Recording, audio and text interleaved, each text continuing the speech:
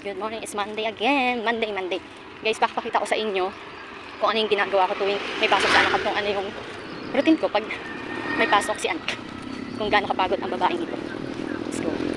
Time check is 9:50 AM. Yes, nag-alarm talaga tayo ng 9:50 AM kasi dahilan magre-ready tayo, magluluto tayo ng pagkain ng lunch ni anak. Hindi ko na nabidyuhan yung paghatid ko sa kanya sa school kanina kasi nga karag na, late na kasi kagagaling ko lang talaga sa work, sa GY shift. Nag-out lang talaga ako ng sakto kasi nga, yun, para mag-abiyad ng bata. Pero minsan nag-out ako ng, nakauwi kasi ako mga 6:30, ganon. Pag 6, magsi-7, ay kanina, buti na lang talagang yung pagkakataon. Talagang, need ko talaga mag-out ng sakto, tapos pag tawid ko, may tricycle agad yun, sumakay agad tayo. Kaya naman, nakaabot si Tess sa school. Ngayon, ang kanyang lunch break is 11 AM. Kaya tayo magluluto na ng foods niya. Hindi ko na bibidyohan guys kasi naman. Wala mamaya, 11 AM na hindi pa tayo magluto. Kaya let's go. Yung mata ko guys is, di ba, parang maga talaga. As in, maga siya masakit, kumikirot, na parang may buhangin ganun. Tapos na nalalabo kasi. Ko alam, sir, ata, 2 days na to eh. Ang sakit pati niya. Namumula-pula. Kaya bumili lang ng ganito kanina, kagabi.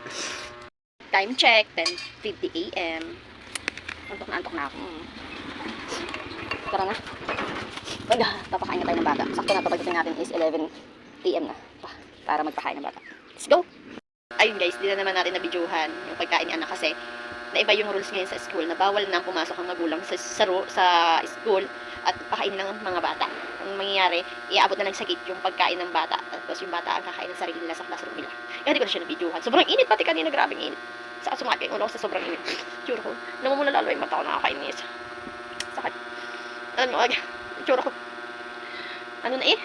Bangag na eh, wala pa tulog. Galing pa ako sa graveyard shift, guys.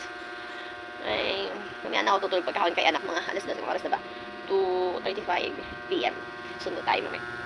At dito ay hindi na nga nakapagsalita si ako kasi naman talaga sobrang init at napakasakit sa ulo.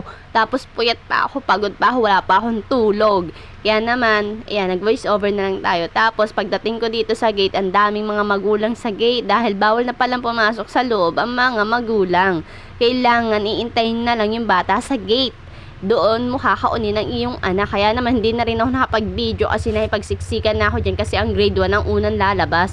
Ay ang daming mga nakaharang ng mga magulang sa may gate.